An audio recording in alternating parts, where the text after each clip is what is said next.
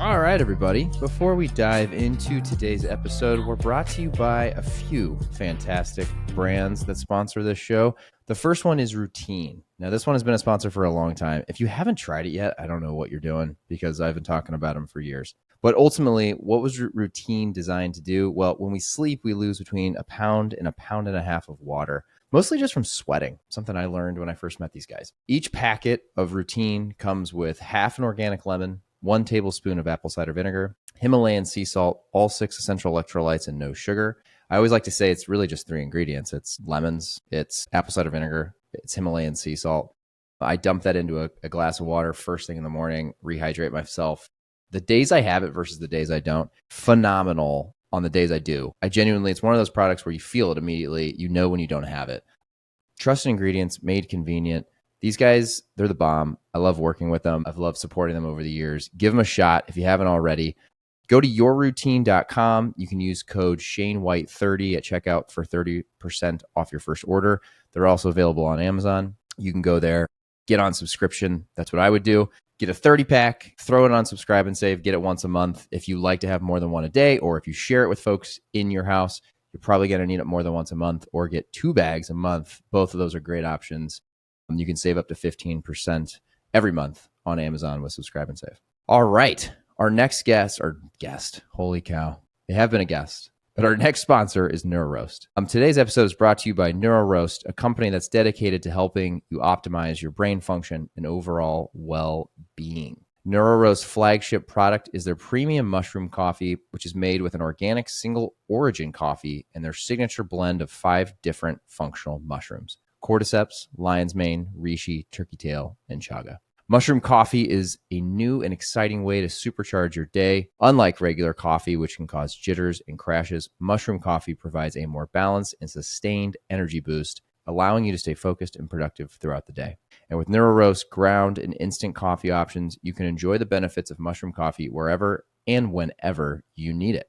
And here's some great news for my listeners today. NeuroRoast is offering an exclusive discount code just for you. You can use code ShaneWhite, that's just Shane White, during checkout at neuroroast.com to get 30% off your order of NeuroRoast mushroom coffee. Whether you choose the ground or instant option, that's just Shane White for 30% off your purchase at neuroroast.com. And all right, we actually have a new sponsor on the show. Couldn't be more excited. Love these guys. They are also out of Chicago. I have worked with them, supported them, actually invested in them. So if you can't tell, I love these guys. You do now. It's called Haywell.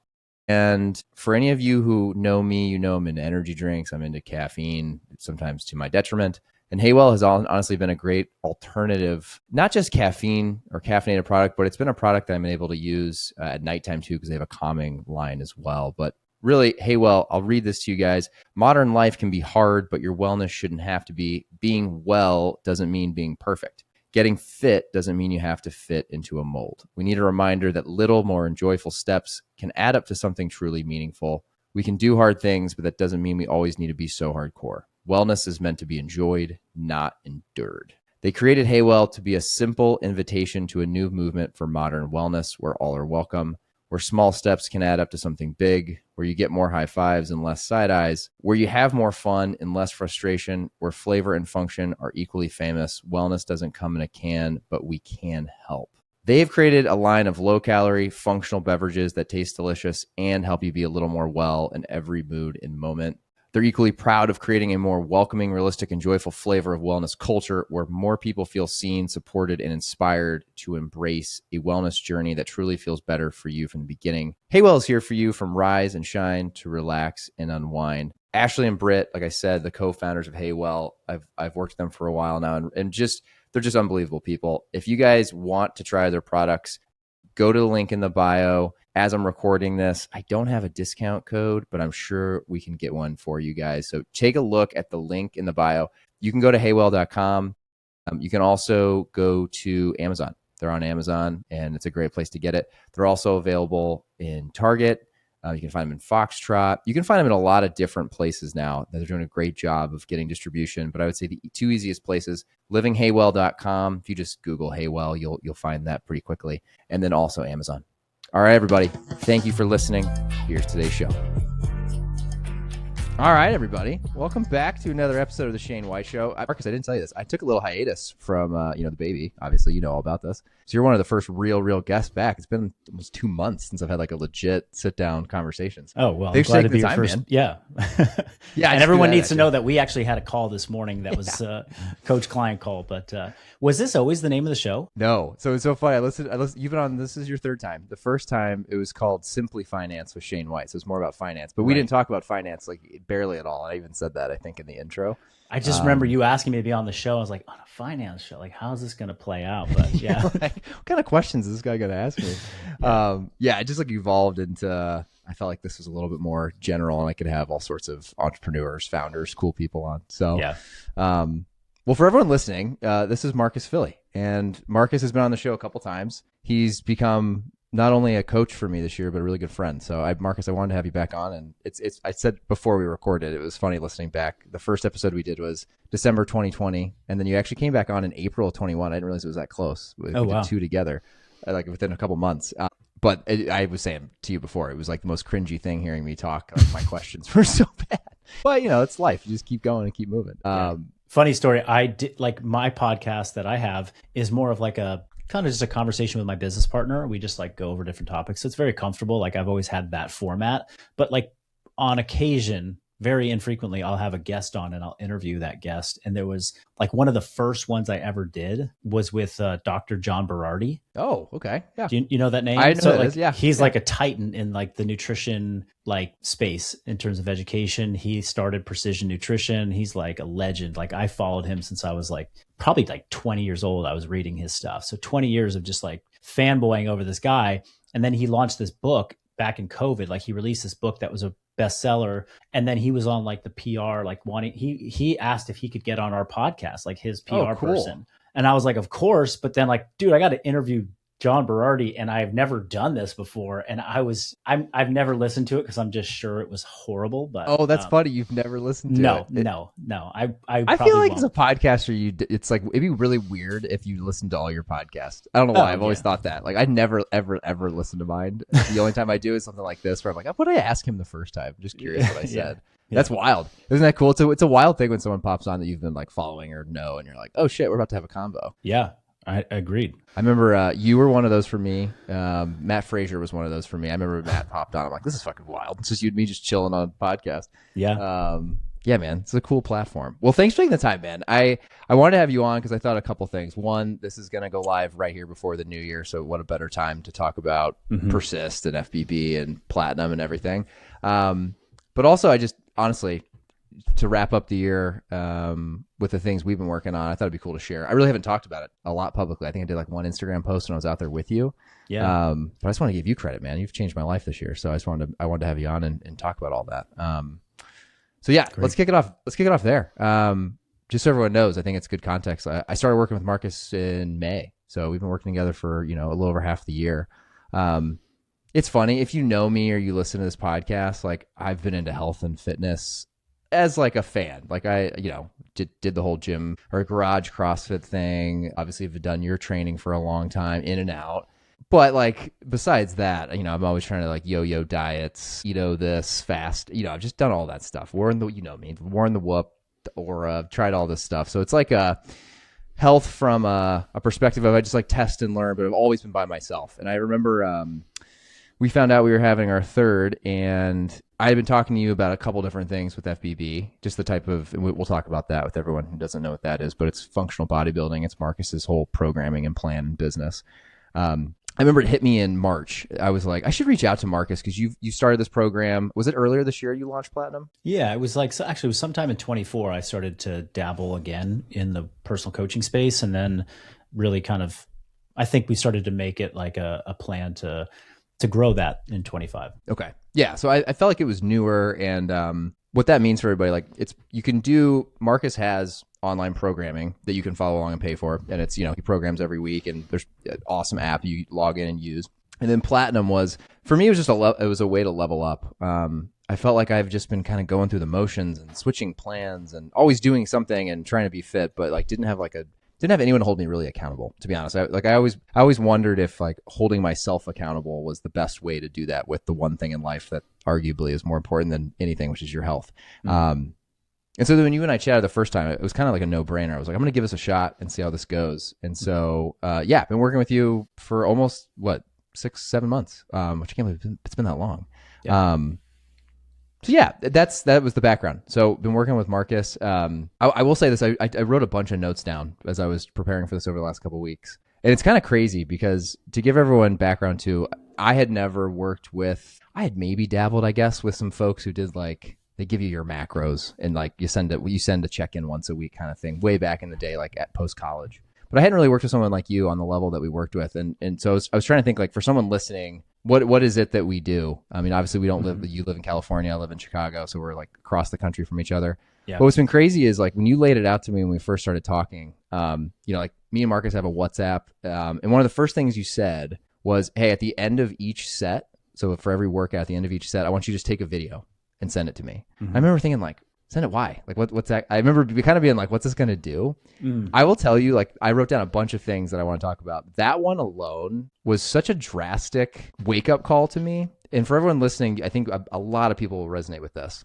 I had taken videos of myself sporadically, especially like back in the old house with the gym in the garage, like my first muscle up I have a video of, and like some of these things that I just tried forever. They look horrible and they're shitty videos. But it was funny sending you the first week of training. Like the first thing that happens, and you talk about this on your podcast a lot, when the video's on, all of a sudden your brain goes into like, oh shit, like form, intensity, like someone's gonna watch this. I need to like level up and make sure this is hard. It also made me immediately second guess the weight. Like just like, is this heavy enough? Is Mark, we were building a relationship, so at the time you were very nice. And I remember vividly the very first week, the first couple videos sending to you. And I could tell you were trying to figure out like what kind of voice, what kind of coach do I want to be? Because you knew my intensity was just not hard enough. And when I told you, I was like, I want you to rip the Band-Aid off and like fucking just tell me exactly what you think. And it was so great. Like I have screenshots of some of those our early conversations, man. You were like, dude, what? I'll never forget the one I sent you. You were like, was that your warm up or the set you were supposed to send me? And I was like, that's such a fucking great thing to say to somebody.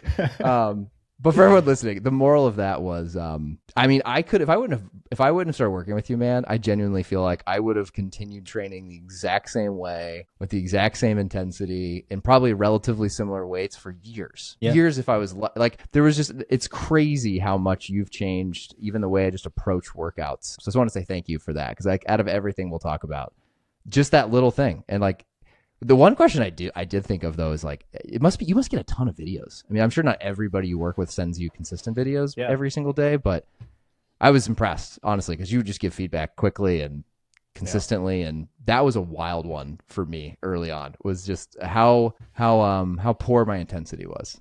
Well, it's like, why do we do what we do? Like, why do we have businesses and we basically, sell our services, which is essentially a way of being like, I have expertise. I want to share that with you. What's the best way I can do that?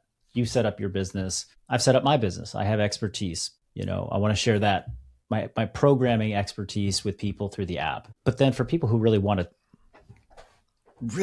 to like take hold of their fitness, like know the why behind what they're doing, know where they should point their energy or where they shouldn't point their energy. I just sort of think like, well, if Shane knew what I know about fitness, like he wouldn't be asking these questions of me. So I have to download my brain into clients. And, I've amassed a lot of knowledge and experience over the years as a coach, but when it comes down to how to make change for people, there's really just some very simple levers that they need to understand and point 90 to 95% of their energy towards, and they'll see all the results that they ever want. The other 5 to 10% of like stuff that's out there, they don't need to bother themselves with.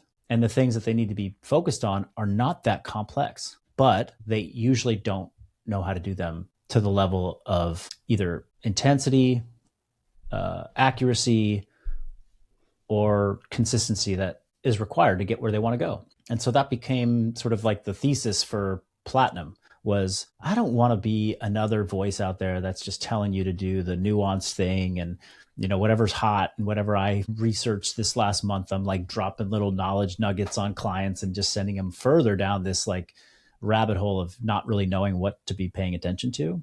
I was like, no, I just want to focus on nutritional consistency and numbers and metrics. I want them to understand that being an active person is the most important thing you can do for your health. And the closest, the closest proxy we have for like measuring activity is steps. Yeah. And then when it comes to training, how do you train like an actual pro? Because so many people program hop. Like they just go from program to program to program, and they're like, this one's not working for me, or this one's not working for me. And the fact of the matter is there's no shortage of good programs out there. And most of the programs that you've tried and failed at, or that didn't feel like they were working for you, they were great programs. It was more, not said very gently, it was user error. It was like you didn't train in the way that got you the results that you were looking for. And so we have to teach people how to train. Well, people think, I need to go to a group fitness class to learn how to train. It's like, well, I disagree. I think there's another way that we can coach that through video feedback, right? And ultimately, when people go to group fitness classes, that's crowd control. That is, basically how do I get 20 people from, minute 0 to minute 60 without hurting themselves and not have 5 people disrupt the workout for 15 other people. And basically just like, I want them to leave getting a sweat and feeling like they did something. But in terms of progressing people's training ability, their training knowledge, their training execution, it oftentimes isn't really the focus of group fitness. Some group fitness, programs will say like, hey, we really focus on technique and we really, we're sticklers for form. But even in my experience coaching group fitness myself, owning a gym, seeing other gyms, the technique coaching that happens in gyms is often, let me just give you a quick on the spot correction so you don't hurt yourself, or tell you something that just might give you like a little bit of an advantage. But when you give it to somebody in person in the moment, especially in a situation where they're fatigued and out of breath because they're doing a Metcon or something like that, those cues go in and right out. They really don't stack. It takes a long time for any of that stuff to really anchor. So instead, I'm like, all right, take a video of your, your exercise and send it to your coach. Well, it does a number of things. And where does the videoing your exercise, like, why did I even consider that as important to start with? Well, it goes way back to 2010. So I started personal coaching, getting personal coaching myself back in I think it was 2010. I hired a personal coach when I was doing CrossFit, and his requirement, because he was a remote coach, was like, I need you. This was pre-social media, like there were no apps that you could like, have all this in one place. It was like Google. He was just sending me emails every week with 7 days of programming. Oh wow! And then just, my job, CrossFit workouts, just whatever was just programmed that week. Like it was whatever was my training for the week. It was like a cardio session and then strength and Metcon session in the afternoon. It was like double days, whatever. He was like, you need to set up a blog and you need to post your results on there, and I will go check your blog once a week. Oh. And so I had this, like, I had done journaling and travel blogs in my, early 20s. And so I loved the process of writing, posting content. This was content back then, right? It was just a blog. Sure, yeah. And so I started this blog, and it was like Marcus Filly's training journal, whatever. But it's like every day I would write down my workout. I would upload videos to Vimeo, which I would embed in the blog. So there's a Vimeo link. It was me doing, so I filmed every single workout for basically from 2010 until I stopped the blog in 2013 and then moved to Instagram, just posting things there. But I had this like huge content library. You go back to my YouTube channel and you can see videos from 2010, 2011, 2012 of like my early me doing snatch sets and stuff. And I would do some video editing and just playing around with it. But the process of videoing my own, like at one point I was like, I don't even think my coach is looking at this, but I'm going to video everything and I'm going to post it and I'm going to keep myself, it was holding me accountable, and I was getting better by watching my technique and watching how I was moving. And like you said, it's like the moment you turn the camera on And the moment you're going to post it somewhere, for me, it was a blog that got, spread around, and some people started to know about it in the community. And so I had people following my blog, and I was like, everyone's going to see this. And I made a commitment. I was like, I'm not going to take, there's no days off on this. And that was from my coach. He was like, look, if you want to win in this sport, you have to be completely vulnerable and just put it all out there.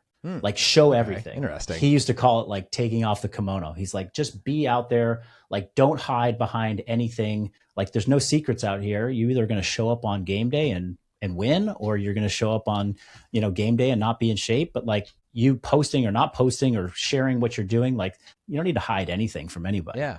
Okay. And so I did that for a long time. And then I started asking that of my clients back then.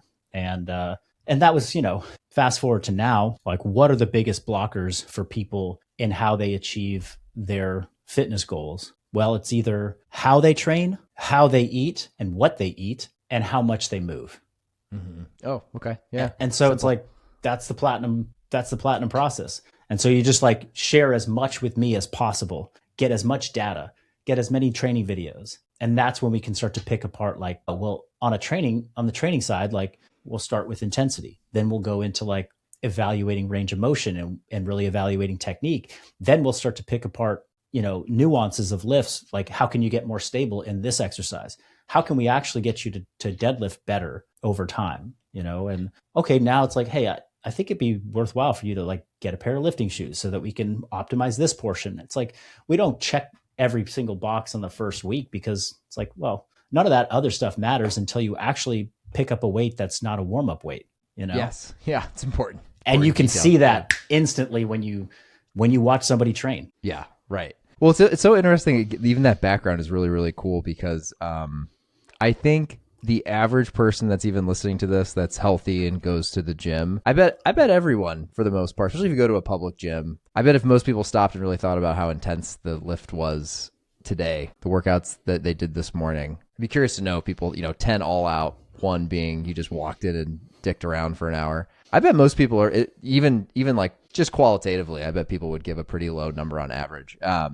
And I think maybe I wouldn't have back before I met you. Maybe I would have thought I was going harder. But what's been really, really cool for everyone listening is like that process, and then even getting you don't always tell me like, hey, you should have done more weight. That's not really something we talk about that often. Like, you would tell me if you could just tell that the intensity wasn't there, which sometimes was weight and sometimes it was reps. And you and I have gone back and forth on that. But you've always been I've been so impressed with like just little tweaks. Like this week we were talking about squats and the hack squat, and just like little things with my feet. Like, that's just like a little thing that I write down in my Notion that I keep track of every week. It's just like little things that are like brick by brick I'm trying to get better and, improve on. That it's cool. I was telling you this morning. Like, if I look back now, like I've been taking weekly, every time you send me feedback like that, I write it down. And so like, I have 7 months of little things we've been working on. And it's cool too. Even the video I have of one of the things Marcus has been helping me all year is trying to get better at RDLs. Like, that was just something you honed in on that I just had horrible mobility in. And when I was out with you in August, we worked on it live, and it's just cool. It's cool to see, like, that's the only way I think you can really improve with a lot of these things is you need someone to give you the feedback and sending constant video progress. And I think it's been interesting moving to this process with you this year versus I was program hopping, and definitely when I was doing like CrossFit program hopping, I almost sometimes like would shake my head thinking, man, I was just like in my garage or in my basement and just like going as fast as I could with just like whatever random weight I was either someone said that we should be doing and no one was watching. And it's like a miracle I didn't tear something. Like, it's an absolute miracle that all, you know what I mean? I don't know. Not that that's a raw, like, I'm sure there's, you'd lived that life for a long time, but it's wild. Yeah. And well, one of the other things is that around intensity is that, when people don't know what proper intensity is, they get, they convince themselves that they need more, that more training is going to be the solution. Which, in reality, that's a problem I face, which you've been helping me with all year. Yeah. It's like, I got to go to the gym 6 days a week. It's just like where I go get my head right and stuff like that. And I'm like, well, I'm a pretty advanced trainee, and when I push really, really hard at this stage of life, 4 days a week in the gym is my absolute max where I can do that. And I've kind of biased more towards 3 days of lifting because just with what's on my deck, what's on the decks and what's with my schedule, like that's where I find my sweet spot of I can push so much intensity and I don't need more than that to be successful and to keep muscle build strength, feel really good. So yeah, it's like the fitness culture is, I got to do more. It's like, well, start by doing more intensity in fewer sessions, and only then add more to the plate if you need it. But prove to yourself that you can actually do it with less. And what that does is it opens up so much of life. And then in terms of like the specific cues and like corrections and how you level up over time, this goes back to what I was saying. It's like, oh, if people knew what I knew about training, then they would never walk into a gym. They would never encounter a program where when they go to execute it, they would question if they're doing it right, question if they're getting the right stimulus, question if their technique is off and if they're going to hurt themselves. Like, I do follow my own programs, but if I picked up somebody else's program and I went in and started running that for 3 months, like, I know I could be successful. I would learn some things about myself, but I would be like, yeah, that's how I'm going to execute this lift. I know that when I'm going to do a hack squat, the purpose is to be a quad dominant squat. And so a narrower stance is actually what I want, right? If I'm going to do leg press today and I'm really trying to target, like, I can tell this session is all about hitting posterior chain dominant, knee flexion exercises, then I'm going to go wider on my leg press with my stance so that I can get more adductors and glutes and hips rather than make it a quad dominant lift. Like, and people might be listening like, I don't get any of that. It's like, well, it's because you've never been exposed to it. And is that the thing that's going to make or break your fitness success? No. But if there are people like yourself who are like, I want to level up, I want to be advanced when it comes to training, then you learn these things and then they become lessons that you just carry with you for forever. And then, you're going to be lifting for another 20, 30, 40 years, hopefully. So cool. Like, now you got these lessons, they're anchored in, and you can use them for a long time to come. That's a really, really good point, man. Because I would agree. The one thing I don't know if I've ever even asked you this, like, ever since we started working together, I don't ever second guess movements or question why we're doing what. That's been one funny thing. I've just been like, just following what Marcus is telling me. I'm just going to do it. I'm getting in there and I'm pushing hard. Yep. But one of the things that, maybe you could vouch to this, because I bet people listening would wonder this. Your programs typically are, it seems like we go through like 6-week phases where it's like every other week there's slight changes, and then each 6-week phase too, we kind of change, like, what do we do on Monday, Tuesday? Like, I'm on 4 a day or 4 days a week, so like Monday, Tuesday, Thursday, Friday. But I guess I've never stopped to be like, oh, I'm not doing enough XYZ movement. Like, am I going to get smaller arms? Like, that used to be such a thought I would have when I would do CrossFit or other programs, is because I feel like the key there is, if you're constantly hopping, you are going to question, like, what am I doing? Why am I doing this? When's the last time I did that? And if you stick to anything and you just keep going and follow the program's the whole point of the program is to get you to progress. And then, I don't know, it's interesting that maybe it's just the way you guys have designed the FBB app that I love, but I know for me, it's so much easier now to know, like, okay, every other week, am I progressing on reps, weight? Like, it's just there, and I just know what I did last time. And so this morning, I threw 5 more on the bench than I did 2 weeks ago, because I knew I had the notes all written in from 2 weeks ago. Like, how did that feel? How many reps did I get? Did I hit failure or not? That's been another thing too. You've pushed me in that regard. What I thought was failure and now what I know is failure is kind of crazy. And for everyone listening too, I mean, I know people that listen to this that know me personally. I talked about the story of going out to train with you. It's wild. Like, that was another experience. Man, if people have the opportunity to train with people who are just better than them at, stronger, faster, whatever the thing may be, it was so eye-opening to me. I know I've told you this a bunch of times, but I think it's good to say it on air. The intensity you bring, the speed at which you there's no like dicking around. There's no on the phone. There's no like, it was funny. I remember being like, I'm usually pretty good about not wasting time on the phone at all. And like, I just use it to look at the weights and move on to the next thing. The whole time, the 2 days I was there, I was like, shit. Okay. Next one. Like, your intensity is it's so fast, and everyone was like, it was, and I say that in a good way of saying, it was so eye-opening to me of like how many levels to fitness there is. And I think if you open your eyes, anyone listening to this, if you open your eyes to, like, no matter if you're day one of going to the gym and you've never trained before and you want to get started, or you've been doing something for years and you just want to get better, like, man, if you take a step back and just think about your health and training as an opportunity to just keep learning and like surround yourself with people who are smarter than you, like, it's fun. You just get to like level up and get better and get smarter. I know it's only been 7 months together, but we were talking this morning, like, I don't want this to sound cocky or anything, but I think losing weight now is pretty easy. Like, you've taught me, like, controlling my calories, getting my steps in. Steps is another one. I'm kind of rambling here, but steps, that was something I discounted so much before working with you. Like, I'm like, steps, who the fuck? Steps is like the Fitbit thing, right? Right. And we focus, I mean, I wear the little pedometer on my waist. I've been wearing it ever since we started together, because it's so, I use the walking pad, as you know, at my desk. And it's like better than the whoop and everything on the wrist. And it's just so eye-opening. I mean, I told you this morning, but for everyone listening, I'm trying to get 13,000 steps a day right now with Marcus. It's our goal this week. And being so cold here in Chicago, I'm thinking back, like, it's hard. Like, I have this walking pad under my desk, and like, I try whenever I can to walk on it in between meetings or on meetings. I can pull it off. And I take the dog for a walk twice a day, and I work out, and like, it's still hard to get 13,000 steps.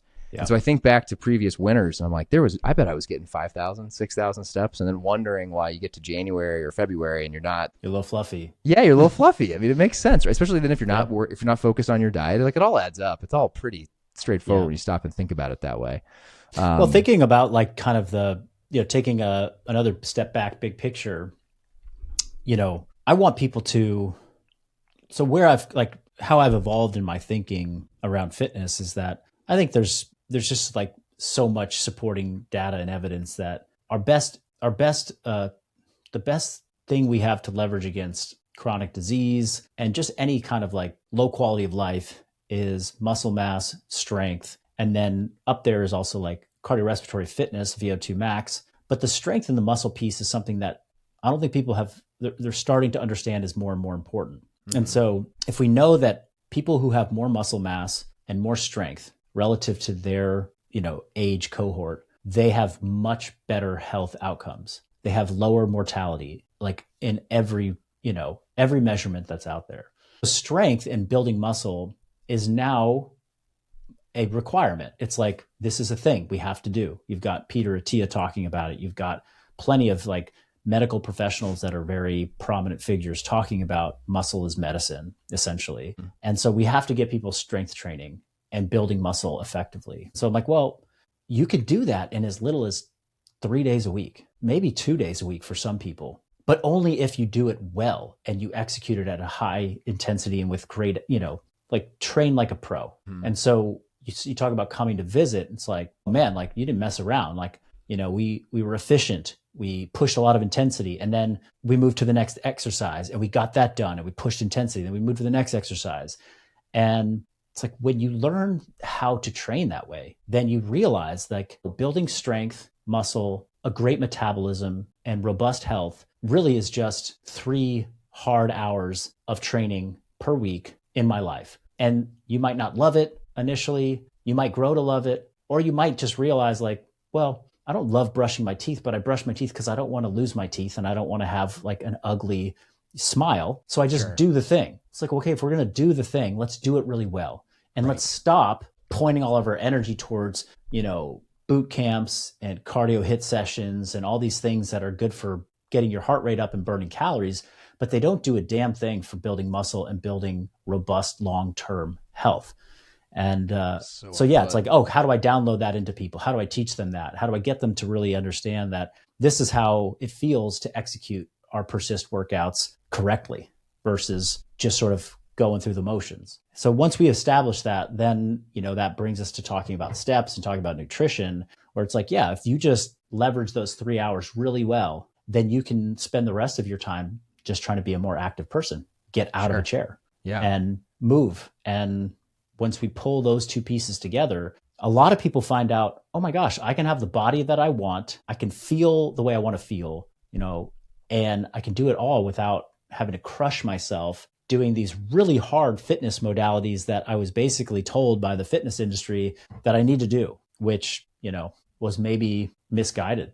Yeah, the whole muscle focus thing. I mean, I'll share this with everybody because I think this is like going through a weight cut for me, and I think most people, it's if you can pull it off and you can lose weight and you look leaner, and I mean, for me, when I'm a little leaner, I just feel really good. Like I feel mentally really good, and physically I feel lighter and good. I feel like that's it's a win that a lot of people could probably work with you, FBB, and you could achieve. I think I would argue, I bet most people that think about health, like you would know better than me. I bet most people say they want to lose weight. I think that's probably like the most consistent thing. But the building muscle part, even someone who's, I've been working out consistently since 2010, 2011, when I was a freshman at college. It's hard. Like this period that you and I have been working in where I've been trying to put on muscle, it's by far the hardest. It's 10 times harder, I think, mentally and physically than losing weight. And so I don't mean that to like disincentivize anybody, but to your point, like it's so important, and it's going to be maybe easier for other people.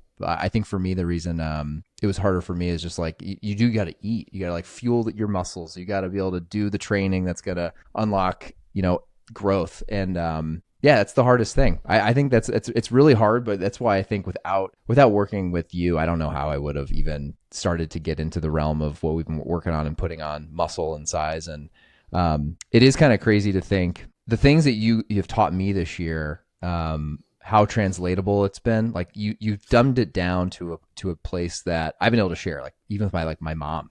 My mom, if she probably will listen to this. I've been trying to keep her accountable. She's been like texting me how many steps she got today, how many calories. Like I've been kind of like a mini version of what obviously you and I do. Yeah. But it's been cool to see because like she's someone she's been trying to be healthy for a long time, and just having her son be someone that she knows she has to text at the end of the day and let me know what it is. That's one thing I wrote down. Actually, I was going to mention to everybody. That one to me. So it was like the intensity in sending videos.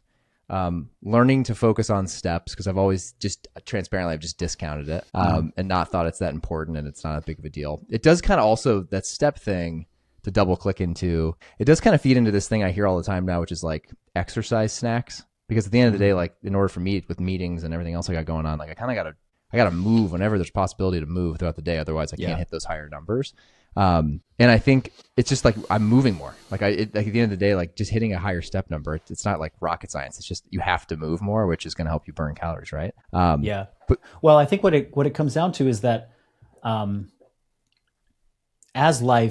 think maybe life took a really dramatic turn in 2020 for a lot of people, but even just go back the past decade and a half, 2 decades, we're moving into an age where like every few years there's a marked difference in the convenience of life. Like things get more, more things can get delivered to you. There's more consumable content at your fingertips anywhere you go, so that if you have a moment to break, you're consuming content generally. A lot of people are, which is a sedentary action. Work there's a lot more remote work. There's a lot more meetings, Zoom meetings. There's a lot more reasons to just be glued to a screen and to not have to get up and drive to the office and, commute on the train. And right, which when you were doing that, there's built-in activity. It's like you have to commute on the train. You got to walk into the office. You got to go back. It's like you get 5,000, 6,000 steps just trying to get to and from the office. You didn't think about it. So there's less movement built into people's lives, and it gets worse and worse and harder with every few years, and if you add into that, as people get into their 30s and then into their 40s, and they start to have families and they start to build careers and they start to buy homes and then have to keep their homes up, like there's a lot less opportunity and freedom to go out and do stuff. Yeah. And I hear it so commonly. It's like, I started to put on weight in my 30s. Like, well, there's a number of factors that come on there, but one of the big ones is that in your 20s, you didn't have anything going on in life. You didn't have kids. True. You barely had a career. Like you had a job, but you didn't like have a career yet. And you were just out doing stuff, meeting up with friends at the bars, like going out to dinner. Like there's activity and movement that happens in your day. And, I used to live in the city, but then I moved out to the suburbs. Boom, cut 4,000 steps out of your day right away. That's true. Yeah. And so like all of this stuff is just getting people to move less. And so we talk about steps, not because steps are magical. Steps are just the best, like I said, the best data point we have to just sort of let somebody know where you sit on the activity spectrum. If you're walking less than 5,000 steps a day, you're a sedentary person. If you're under 8,000, you're a low activity person. If you're in the 10 to 12 range, you start to get into moderate levels of activity. And if you're above 12,000, now you're starting to get into higher, levels of activity. And then there's people that are doing, high athletic, outputs every single day, and you'd consider them athletic, movers. And so they burn a lot of energy. So most people that I encounter when we start working with them, they are in the low to sedentary range of activity. And when you guide them to get up into that moderate activity level, of 10,000, 12,000 steps, it's almost a 2x increase of their total daily activity spanned out across a year. And if they make that a regular thing, then energy balance becomes so much easier. They're like, oh, I'm losing weight. It's like, yeah, because you're just being more active. Right. And now a lot of people say like, well, I like to go and ride bikes. I like to go play rec sports. I like to do all these things, which were their form of activity. And then I ask them honestly, I'm like, well, how often are you doing that? They're like, oh, I haven't had time for that. I'm like, well, great. So like, that's not a solution. We can't use that anymore. I would love for you to play rec sports and go on bike rides regularly, but you don't do that. So we're going to go with steps, and you can track that. And I like to create a baseline of like, what is your baseline that gets you into a healthy range of movement? Because training, lifting weights, going to the gym is not your activity level. Mm-hmm. That's true. Training is a focused stimulus to build muscle strength and functionality. That's how you build your metabolism at rest, is by getting stronger, getting more muscle, putting your body under stress like that. But you could train 5 days a week and still be a sedentary person, which people are dumbfounded by. They're like, what? They go to the macro calculators and it tells like, how active are you? And they're like, I'm a high activity person because I train 5 days a week. But the other 23 hours of the day, they sit in front of their desk and they don't even commute anywhere. They don't do anything. And they're wondering why like the macros aren't working for them. It's like, well, I calculated my macros. I'm in a deficit and I haven't lost weight. And I'm like, well, by definition, you're not in a deficit because you're not losing weight. But secondly, how did you calculate these? Like, well, I put this in, I put this in. I'm like, well, how many steps do you get a day? Like, I have no idea. I'm like, well, track it for a few days. They come back like, I walked 4,500 steps the last 4 days. I was like, okay, so you're actually supposed to pick the lowest number, the lowest activity level on that calculator. And when they do that, they're like, oh, I've been overeating by 500 calories. I'm like, yeah, you have. That's why you haven't been losing weight. Like, it's not the macro calculator is broken. It's the inputs into the system, are not really lined up. And so steps just like, and the other great thing about steps is that like, should you go out and do 45 minutes of cardio every day? I don't know. Somebody might argue you should, but like, and is doing a 45-minute cardio session the equivalent of walking 8,000 steps? Yes and no. Like you could do some of those, like, I just want to be more efficient. But how hard is it to get the activation energy up to go do a hard 45-minute cardio session versus like, hey, I've got 10 minutes. I'm just going to walk around the block. I got 15 minutes. I'm going to walk, I'm going to pull out my walking pad. I'm going to just knock out 15 minutes. Hey, I'm going to park my car here and I'm going to walk a little bit further to the hack I've been doing. I park like as far away as I can when I run errands. And that's been something that's helped me get like we go and drop our kids off at school. We park at their friend's house, which is a 12-minute door-to-door walk to school. We walk with them to school. We walk back to our car. My wife and I are getting 25 minutes of walking in every morning that we drop the kids off. Nice. So it's like you start to build these little things into your life. And the thing that I hear from our clients and our platinum customers when we get on the community calls is like, yeah, like steps have just become like a non-negotiable, like they're just part of my life. When I started, I didn't know how I was going to get them, but now I'm just getting them and the weight's falling off and my workouts are actually better. And why are their workouts better? Well, one, they're not as stiff because they haven't been sitting all day. Their back pain is starting to go away. And they're not crushing themselves doing these hard cardio sessions, which then make it when they go to lift weights, like not as effective because they're fatigued from that. Instead, they're just lifting hard, getting steps, and then really paying more close attention to the numbers of the food that they're eating so that they can actually learn what makes a difference with nutrition rather than just following different methods and fads that are out there. That's such a good overview, man. Yeah, and it's so true. It's like inevitable. I just think about it all the time. It's like it's funny just because we've been talking about it so much, and I'm looking down in my pedometer. I was trying to see how many steps I'm at today. Yeah, I'm almost at 10,000 already today, so that's pretty good. That's pretty good. 4:30, and so I always know, like in the back of my head too, like 13. Like if I can get north of 7 by lunchtime, I'm Gucci. Otherwise, I got to make it up somewhere. Yeah. But it's just funny. It's like I think about it all the time, but I never would have before. But it will get me to do little things. I know one question I did want to ask you, and you're gonna laugh because it's coming from me.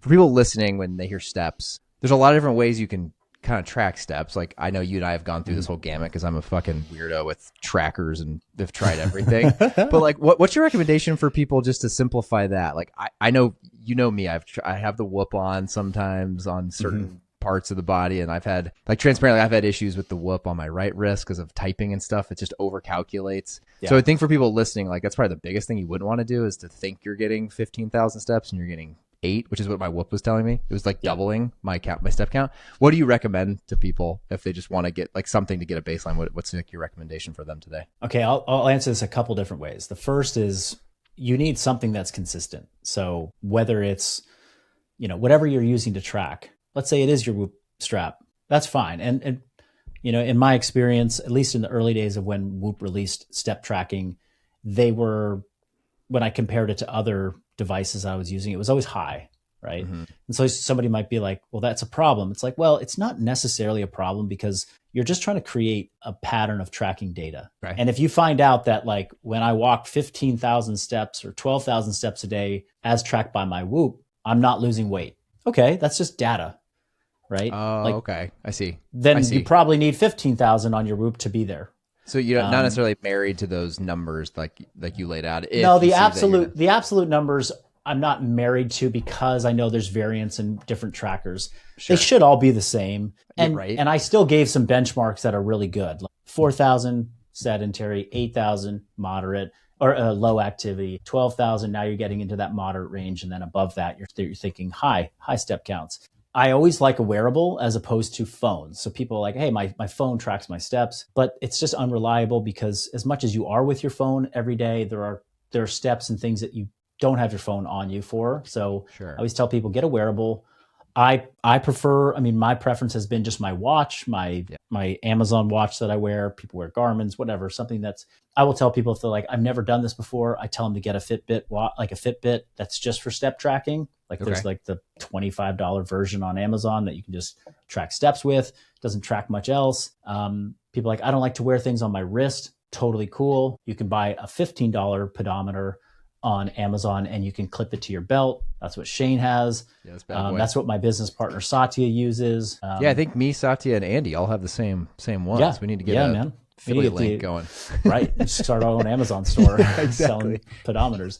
But yeah, it's just about gathering data. And like you said, once you start to pay attention to it, then it becomes kind of your like accountability buddy each day to be like, oh, I'm on track or I'm not on track. Like I know that. And this doesn't happen in the first week or the first month of doing it. It happens after you do it for 6 months or a year. You start to see like, oh, like in order for me to get to my numbers and not be stressed out by the end of the day, like I got to just get some movement in early on, or like I got to just get up and, find those little movement snacks throughout the day to get some steps. And honestly, it's like, I hate the idea of people being like a slave to a device or some number or feel like this thing is running their life. And that often comes up with macro tracking. People are like, I just don't want to track everything. I don't want to track everything. I like to get people to a point where this is not just this thing that is painful for them, but it's a tool that allows them to unlock what they want in terms of health and fitness outcomes, right? It's like, macro tracking is brutal if you do it 80% of the way and you don't see results from it. You're like, why am I spending all this time writing the things down and tracking everything? I'm not even seeing the results. Like, I get it too. I would want to throw that thing out the window as well. And that's what I hear from people. I'm like, well, let me show you how this works in your favor and becomes a tool to help simplify what you need to do each day to feel the way you want to feel. Do I wish for a time and a cultural like norm where none of us have to track anything? We just all do the right behaviors because that's just the way we all operate. Like where we live in a society where everything is walkable and we're out getting steps every day, and that we are not massively stressed and consumed by screens. And we actually sit down and have like communal meals where we cook food from the garden, and we don't have to track macros because we're just eating real food and we're just doing it in a reasonable way. Like, I love that idea. It's beautiful. Yeah. Is that where we're headed in 2025 into 2026? Hell no. We're headed in a direction that is getting further and further from what is, natural or, evolutionary biology acceptable. It's just harder. Yeah. And so we have to put things in place. Like at this point, most people cannot just not pay attention to their money and expect to retire with a lot. They have to budget. They have to invest. They have to do things. Yeah. At this point, if you don't have a system for tracking or staying within your calorie budget, and if you don't have a system for ensuring that you're getting enough daily movement, then the odds are that you are going to get fat, you're going to have chronic illness, and you are going to have pain. That's just so true. That's just the reality. Yeah. And so if you want to just push back against data, push back against tracking, push back against devices and say, I don't want to do all that stuff, then you're acknowledging and accepting that there's a high likelihood that you are going to end up not very healthy, or you're going to go on this yo-yo for the next decade and like the parts where you're feeling good and really hate yourself during the periods where your life is, pushing you down this path of low levels of fitness, low levels of activity, and poor nutritional choices, because there's a lot of people that are out there profiting from you being sedentary and eating foods that are high in calories and low in nutritional value. There's so much money out there to be made, and you doing the activities that will make you unhealthy over time. So you have to actively fight against that. And that's been that's how I've structured my life in so many ways, is like, how do I just make these healthy pillars of living so accessible and low barrier for me? Why do I have a walking pad at my office desk? Why do I have a walking pad at my home office desk? Why do I have a treadmill in my garage? Why do I have weights in my garage and a full gym that is fully equipped? Why do I have, food like protein that's prepared at the gym fridge and protein that's prepared at the home fridge? Why do I order Instacart these staples every single week so that my house is always equipped with this stuff?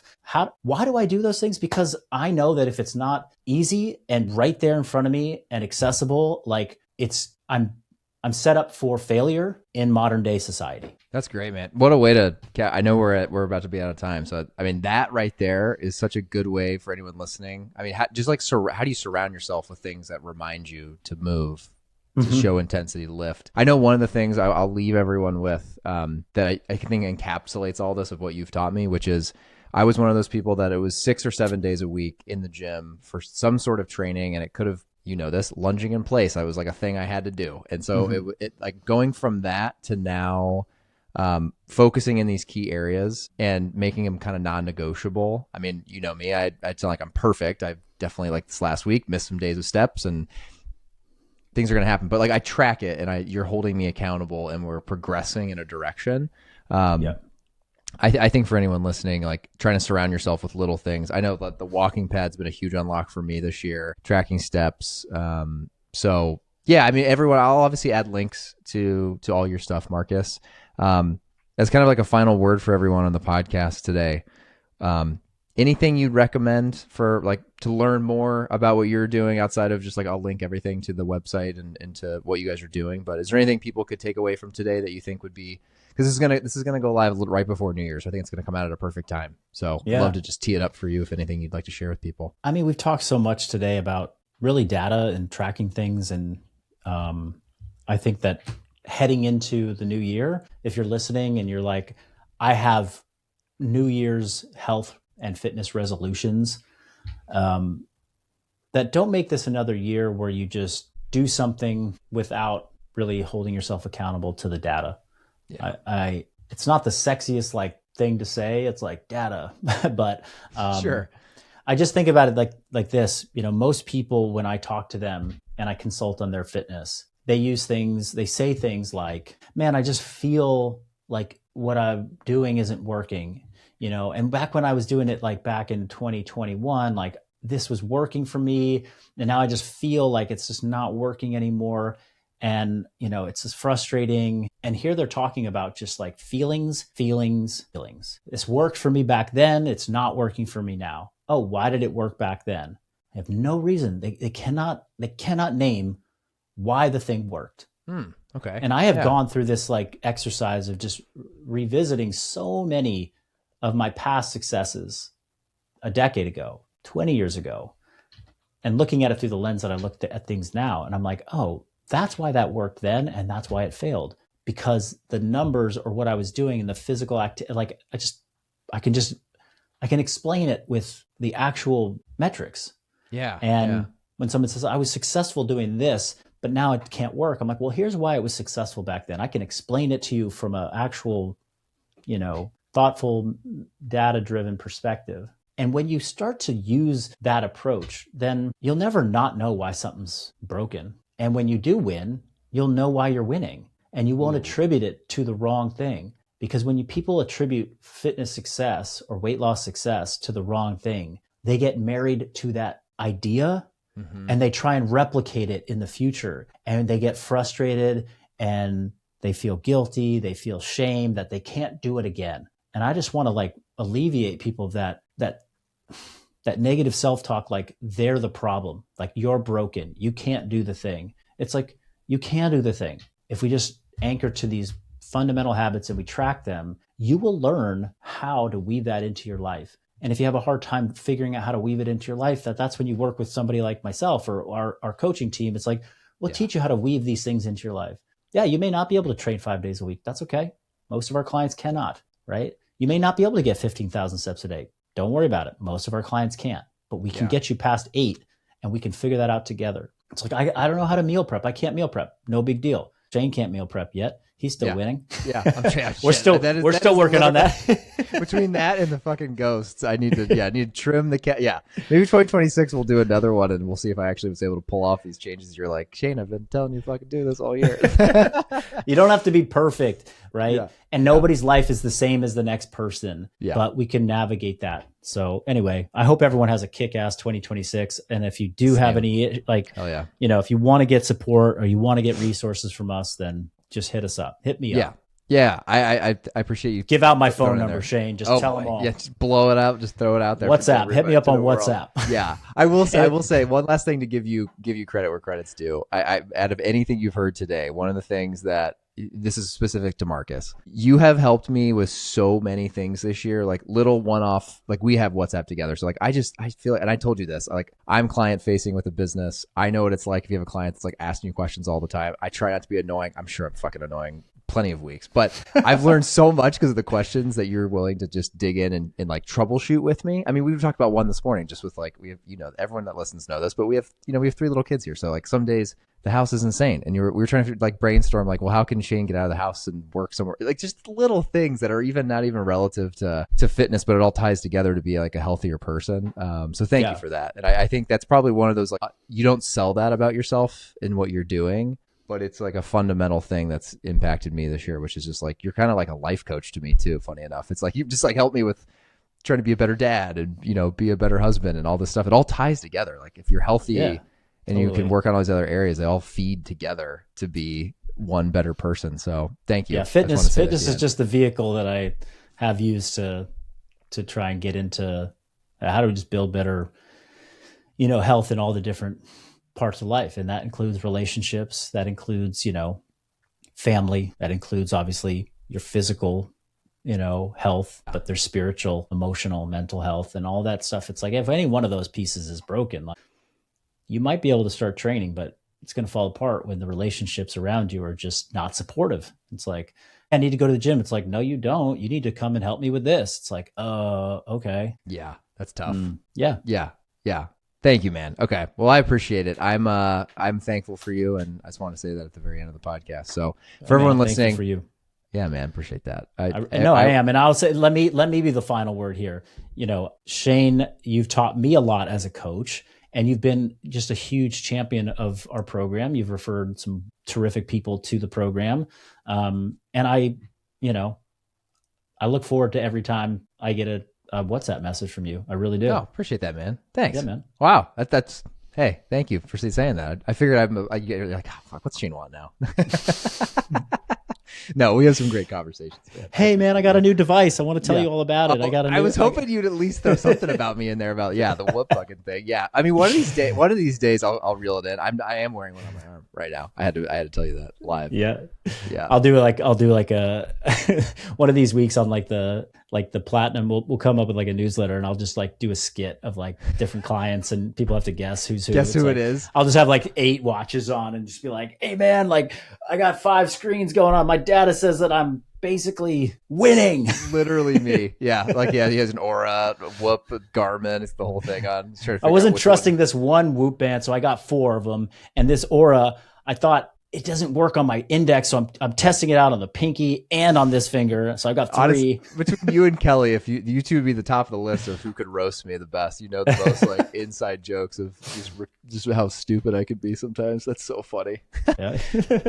It's great. Cool, you know what though? I appreciate it. I appreciate this is the stuff that people need to hear because this is the kind of coaching I need. I need blunt, honest truth, and you give it to me every week, man. I appreciate it. It's so funny. That makes me laugh. All right, everybody. Well, thanks for listening. Like I said, I'll tag everything FBB, everything for Platinum, and yeah, I couldn't vouch for the programming more either. It's been funny. I don't know if I've told you this, but like, the people that I've recommended to come work with you guys, outside of that, there's other folks that like just started doing FBB, and it's so funny because every time I talk to anybody and I ask like, well, how's it going? Like, are you enjoying it? Like, do you have any questions that I could even answer quickly? Everyone's like, I just feel so much better. Like my joints feel good. I'm like, told you, yeah, man. And again, just like the whoop and the oar and all that stuff, I feel like I tried like every type of programming on earth. So I'm always vouching for you guys, whether it's Platinum coaching or just doing the normal functional body, just doing persist.